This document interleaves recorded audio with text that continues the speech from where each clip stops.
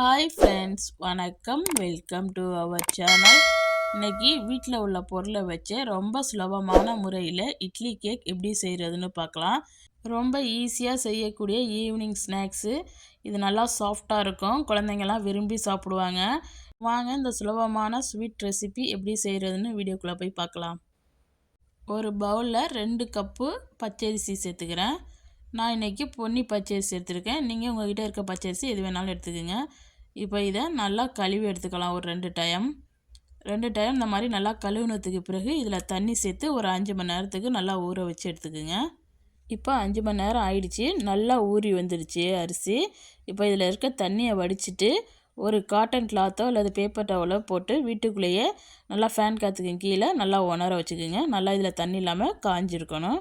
இப்போ அரிசி நல்லா காஞ்சிடுச்சு பாருங்கள், ஒன்றோட ஒன்று ஒட்டாமல் இந்த மாதிரி இருக்கணும். இப்போ இந்த மாதிரி காஞ்சதுக்கு பிறகு எல்லாத்தையும் ஒன்று சேர்த்துட்டு ஒரு மிக்ஸி ஜார் எடுத்து நான் 2 தடவை அரைச்சிக்க போகிறேன். சாஃப்டாக அரைக்க முடியுமோ அவ்வளோ சாஃப்டாக அரைச்சிக்கோங்க. இப்போ நான் அரைச்சி எடுத்துகிட்டு வந்துட்டேன் பாருங்கள், இந்த அளவுக்கு நல்லா ஃபைன் பவுடராக அரைச்சாச்சு. இப்போ இதை நீங்கள் சலிக்கலாம் வேணாம், இதை தனியாக ஒரு பவுலில் மாற்றி எடுத்து வச்சிடலாம். மீதி இருக்க மாவையும் அரைச்சி அதே மாதிரி எடுத்துக்கலாம். இப்போ எல்லா மாவையும் அரைச்சி எடுத்துட்டேன். இப்போ நம்ம அரைச்சிருக்கிற மாவுலேருந்து ஒரு பாத்திரத்தில் 2 டேபிள் ஸ்பூன் அளவுக்கு சேர்த்துக்கலாம். இந்த மாதிரி இன்னொரு பாத்திரத்துக்கு மாற்றிக்கங்க. 2 டேபிள் ஸ்பூன் அளவுக்கு. இது கூட 1 டீஸ்பூன் அளவுக்கு உப்பு சேர்த்துக்கலாம். உப்பு சேர்த்துட்டு ஒரு 2 கப் அளவுக்கு தண்ணி சேர்த்து நல்லா இதை மிக்ஸ் பண்ணிக்கோங்க. இப்போ இதை கட்டி இல்லாமல் நல்லா கலந்துக்குங்க. கலந்ததுக்கு பிறகு அடுப்பை ஆன் பண்ணி மீடியம் ஃப்ளேமில் வச்சு மிக்ஸ் பண்ணிக்கிட்டே இருந்தோம்னா கொஞ்சம் நேரத்துலேயே இது கொஞ்சம் கட்டி ஆயிரும். அவ்வளோதானே, நம்ம இதை மிக்ஸ் பண்ணிகிட்டே இருக்கணும், கட்டி எதுவும் பிடிக்காமல். பாருங்கள், முன்னாடியோட இப்போ நல்லா கட்டி ஆகிடுச்சு. இந்த மாதிரி நம்மளுக்கு கிடச்ச உடனே நம்ம அடுப்பை ஆஃப் பண்ணிவிட்டு இதை ஆற வச்சுருங்க. நல்லா ஒரு க்ரீம் மாதிரி இருக்குது, இது அப்படியே ஆறட்டும். இப்போ பெரிய சைஸ் வாழைப்பழத்தில் 2 இது எடுத்திருக்கேன்.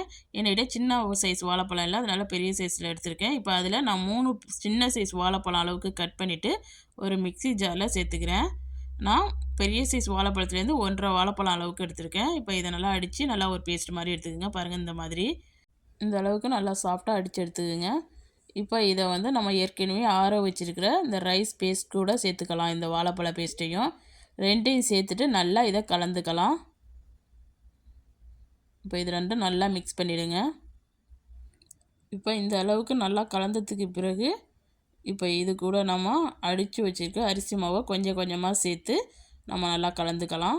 ஒரே சமயத்தில் சேர்த்துட்டிங்கன்னா கலக்கிறது ரொம்ப கஷ்டமாயிரும், அதனால் கொஞ்சம் கொஞ்சமாக சேர்த்துக்குங்க. இப்போ இது கொஞ்சம் சேர்த்துருக்கேன். சேர்த்துட்டு இந்த மாதிரி நல்லா மிக்ஸ் பண்ணிக்கோங்க, கட்டி எதுவும் இல்லாமல். மறுபடியும் சேர்த்துட்டு மிக்ஸ் பண்ணிக்கலாம்.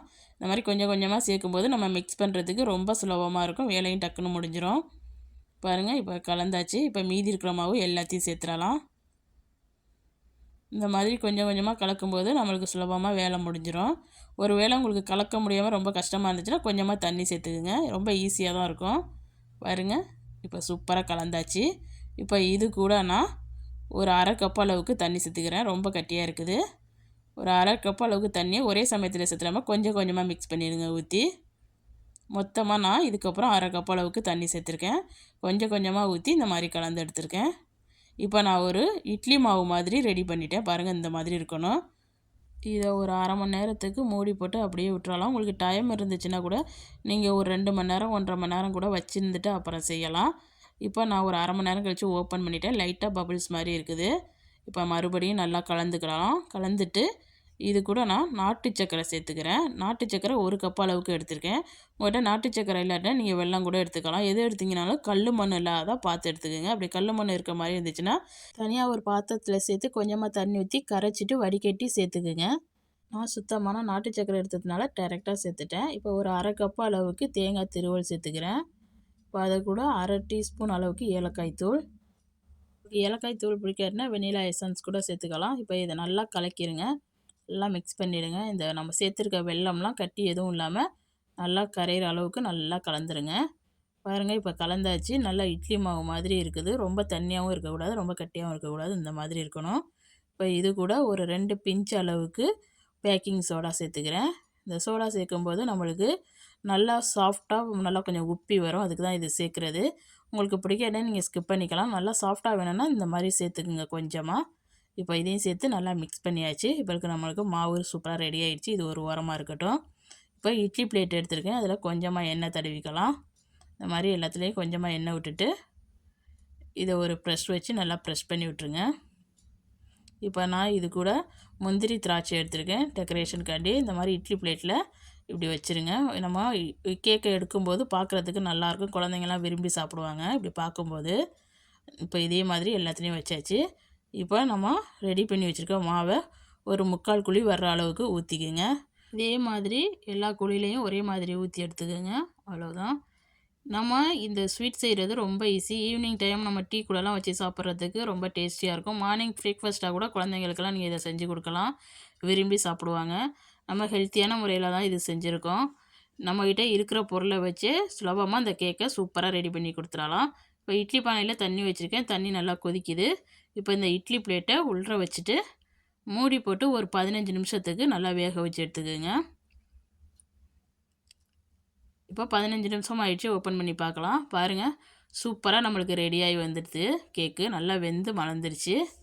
இப்போ இதை நம்ம அப்படியே வெளியில் எடுத்து கொஞ்சம் நேரம் ஆற விட்டுறலாம். ஒரு 2 நிமிஷம் அப்படியே இருக்கட்டும். ஒரு ஸ்பூன் வச்சு நீங்கள் எடுத்திங்கன்னா ரொம்ப சுலபமாக வரும். ஏன்னா நம்ம எண்ணெய் தடவிட்டு தான் ஊற்றணும். நல்லா பஞ்சு போல் சாஃப்டாக இருக்கும். பேக் சைடெல்லாம் பார்த்தோம்னா நம்ம சேர்த்துருக்க முந்திரி திராட்சையெல்லாம் நல்லா தெரியும். இந்த மாதிரி பார்க்கும்போது குழந்தைங்க விரும்பி சாப்பிடுவாங்க. இந்த ஸ்வீட்டு ரொம்ப டேஸ்டியாக இருக்கும். ரொம்ப சுலபமாக வெளியில் எடுக்கலாம். இட்லி தட்டில் கொஞ்சம் கூட ஒட்டாது. இதே மாதிரி எல்லாத்தையும் சுட்டு எடுத்துட்டேன். நம்மளுடைய evening snacks rice idli cake சூப்பராக ரெடி ஆகிடுச்சு. இது நம்ம வீட்டில் இருக்கிற பொருளை வச்சு ரொம்ப சுலபமாக செய்யக்கூடிய ஸ்வீட் சூப்பராக ரெடி ஆகிடுச்சு. கண்டிப்பாக நீங்களும் உங்கள் வீட்டில் செஞ்சு பார்த்துட்டு எப்படி வந்துச்சுன்னு கமெண்டில் சொல்லுங்கள். இந்த வீடியோ பிடிச்சிருந்துச்சுன்னா இந்த வீடியோக்கு ஒரு லைக் கொடுங்க. மறக்காமல் என் சேனலை சப்ஸ்கிரைப் பண்ணி வச்சுக்கோங்க. இந்த வீடியோ பார்த்த அனைவருக்கும் நன்றி.